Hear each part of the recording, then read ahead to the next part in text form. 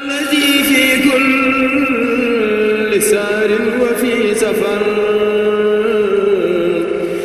حماني على ماهر مع الحبس والسفر.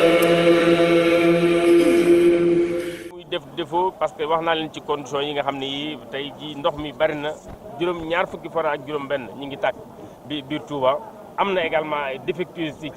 ci biir réseau bi parce que bari na ci loo xam ne dañ koy pomper ñu koy perte ci réseau bi muy duggaat ci suuf donc loolu normalement bu toon loolu rek ndox sax du am problème mais li ñuy remarqué également mooy ñaari fan avant màggal gi dafa am benn accident boo xam ne bii dafa am ci réseau bi parce que dafa am benn camion bu mbëkk benn poteau électrique mu endommagé ñeent ba juróomi forage donc ñooñu le temps que ñuy defar